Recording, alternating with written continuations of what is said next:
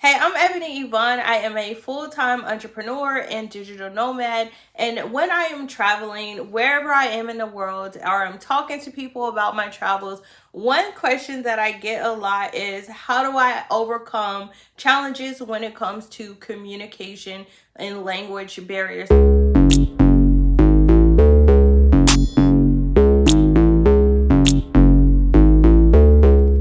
So in today's video, I'm going to give you 7 tips for how I'm able to overcome language barriers and cultural differences whenever I'm traveling abroad as a solo female traveler. So let's jump right in with tip number 1, which is going to be the obvious, and this is going to be to learn the local language. There are so many different apps and tools out there that can help you when it comes to learning the language. You have Babbel, you have Rosetta Stone, you have other alternatives to those as well. So just a fun fact, I am an armed forces vet, but when I was actually still active duty military, we could actually rent Rosetta Stone from the library for free. And even as a retired veteran now, I still have base privileges. I still have access to on-base libraries. So I don't know if they still give you guys the opportunity to rent out language to, well, see, first of all, you probably don't even need this because back in the day, I actually started learning Spanish through Rosetta Stone. And literally, I would go to the library and they would give you like the box set. Who remembers the box set? Y'all remember the 90s commercial when, like, I guess Rosetta Stone came out in the 90s, but I remember they used to have the infomercials with the little yellow box where you would get the disc in the mail. Literally, when I started learning Spanish, I checked it out from the library. I got the box set, I took it home, and I would have the little CDs that I had to stick into the computer in order to actually do the Rosetta Stone lessons. Rosetta Stone has evolved so much. There's an app now. I'm pretty sure they have like the software you could download directly on your computer, but I'm not for sure if military personnel still have access to these tools and resources through their military benefits and perks, but you can definitely check there. You may be able to get a lot of these learning tools for free or at the very least a discount. Now let's get into the second tip for being able to overcome communication and cultural differences when you are traveling abroad. And if you're not able to learn the language before you go, another thing that you could do is try to at least learn basic phrases. So for me, I went to Vietnam. I stayed in Vietnam for a month. And the first thing that I did while I was there was I took a Vietnamese language class. And when I started learning the language, honestly, I thought it was going to be a lot easier than it actually was. The inflection, if it has the special characters above the A, it could be 7 different sounds. And it was really overwhelming.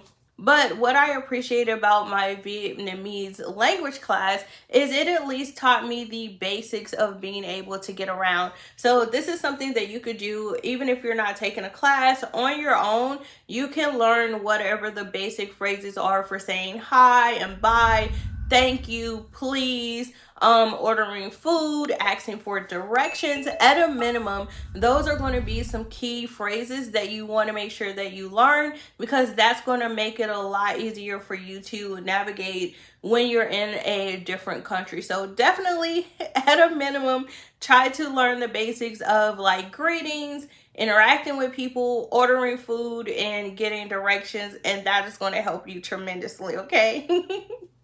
Something else that you want to do that can help you when it comes to communication barriers when you're traveling is, depending on the country that you're going to, try to learn what the cultural norms are. So for example, in certain countries, certain hand gestures or signs may mean different things. In America, it could be something as simple as okay or good job, but in another country, it could be something that is seen as very offensive and in some cases land you in jail, right? So you want to make sure that you do take the time to learn just some of those cultural norms or things that you may need to be aware of when it comes to immersing yourself into another culture.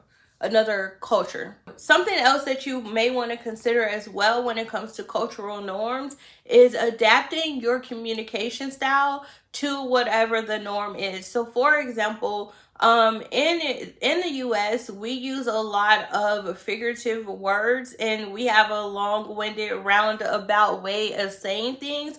But you'll notice that when you're in a lot of European countries, Germany, France, Italy, people are very short and direct. So when you're in those countries and you're communicating, you want to make sure that you're not having a whole bunch of word salad, and that you try to be as direct as possible with your questions and your responses. And that's going to help a lot when you're communicating with someone who has a direct communication style. Okay, so try to mirror the cultural language as well as communication styles that are specific to the destination that you are in. So let's go ahead and move to, what is this, tip number 4? And this is a little throwback, taking us back to the Rosetta Stone box set, right? And this is going to be carrying a phrase book. I don't even know if they even make these anymore. I haven't seen one in a long time, but when I lived in Germany, I actually used to have a little phrase book, and it's basically like a little pocket book that you can put in your pocket, and it has like the English word versus the German word, so that you can quickly look things up, and it's both ways. So like, for example, my German phrase book, the front half of the book was everything was in English, and then it would tell you what the word was in German, and then the back half of the book was German, and then it would tell you what the English equivalent was. So if I was talking to someone who was German, they could use the German side of it to find things quickly, and if I was looking for something in English, I could use the front half, look up English, and then see what it meant in German as well. And in addition to using phrase books, even if you don't have the physical old school version of a phrase book, it is really good for you to have like digital apps that can help with language translation. So for me, I have Google Translate on my phone, and this is what I use whenever I'm communicating with someone and maybe I'm having a hard time getting what I'm trying to communicate across, or the other person doesn't speak English and we're having a hard time. Most of the time I'll just put in the languages in Google Translate. I'll type or say what I'm trying to say, and then I'll have it just like repeat it for that person to hear, or just show them my phone so they can see the translated version of what it is that I'm trying to say. And honestly, when I was in Japan, this is how I communicated 80% of the time while I was there. I was really surprised when I went to Tokyo.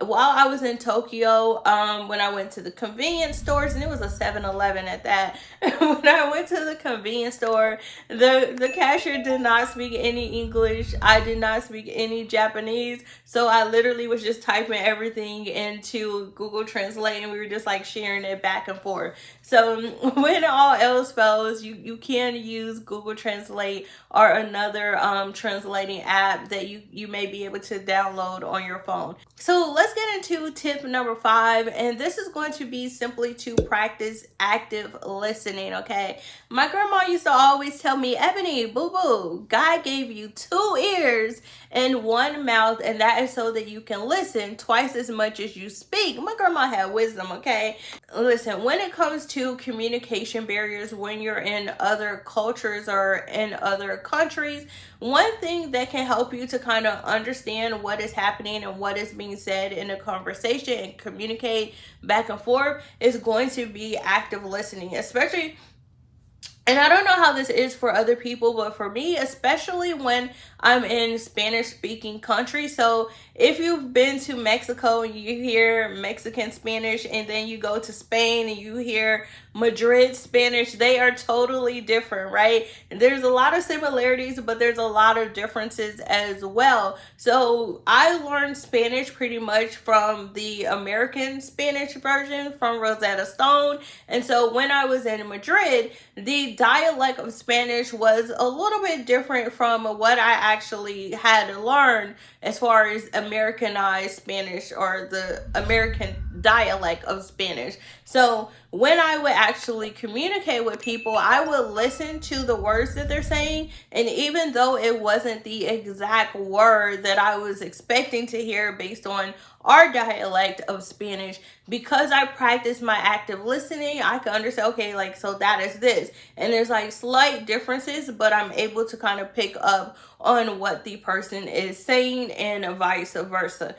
Okay, so definitely practice those listening skills, and that can help you out a lot. So let's get to tip number 6 when it comes to overcoming these communication and language barriers when you're traveling as a solo female traveler. And this is going to be relying on visual aids. And so visual aids can be a lot of different things. It could be the signs that are around you. Well, I lived in Germany for a while, and while I was in Germany, I did have an international driver's license, and so I had to take a driving test, and so I do know the basic signage that you see. Some signs are very similar to what we have here, like a stop sign, but then maybe the speed limit signs look a little bit differently, construction signs look a little bit differently, but essentially when you see one of those traffic signs, you pretty much kind of know what it is just by looking at it. In addition to relying on the signs that are around you, you can also pay attention to body language.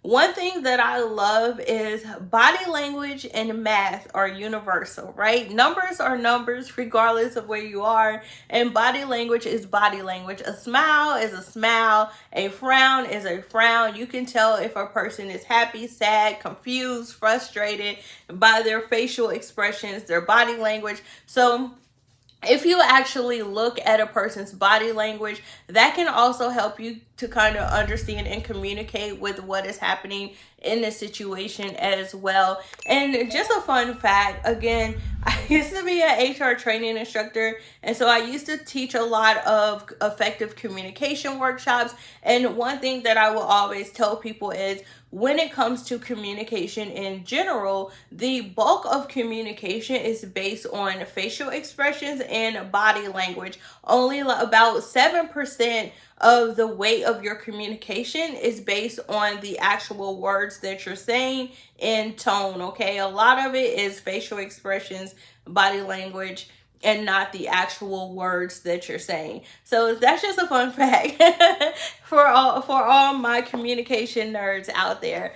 But definitely pay attention to visual aids that are around you that can come in different forms, body language, the signs that are around, hand gestures, all those things, okay? So let's get to the last tip that I have when it comes to overcoming communication and language barriers when you're engaging in conversations or trying to navigate another country. And this is going to be simply, if all else fails, everything else I just mentioned does not help you out, listen, grab a friend that's nearby, okay? Hopefully there is someone that is close, that is bilingual, that can help you to communicate. This is something that I have had to rely on a lot when I'm traveling, especially when I was in Tunis. I went to Tunisia, and I remember the guy, I stopped at this little convenience store, like it was a mom and pop store. It was outside the tourist area. The guy did not speak any English. I did not speak the local language. And then he's like trying to tell me how much it is. And I'm thinking he's saying like $800 and something dollars. I'm like, dude, I got a Coke and a candy bar, okay? Tell me how this is $800. And then another guy walked up and he's like, you're American, right? And then I'm like, yeah. And then he's told me what the guy was saying. It literally was like 80 cents, right? Not $800. But that third person was able to come in and communicate for both of us. He was able to tell me what the price was in English. And he was also able to ask the question that I had to the cashier and then give me the answer as well. So if all else fails, try to find you a third party person nearby that is bilingual that can help you communicate back and forth and be that middle person, okay? So those are the 7 tips that I have for you when it comes to overcoming communication challenges and language barriers while you are traveling abroad. Let me know down below in the comments what are some tips that you may have that we can add to this list. Let me know which one of these tips do you think is a great idea that you hadn't thought about before. Let me know all the tea down below in the comments below this video. As always, thanks so much for stopping by my internet home. Make sure you like, comment, and subscribe. Turn on those notifications so you can be the first one to get notified anytime I upload another video like this, or if I upload my latest travel vlog, okay? Bye!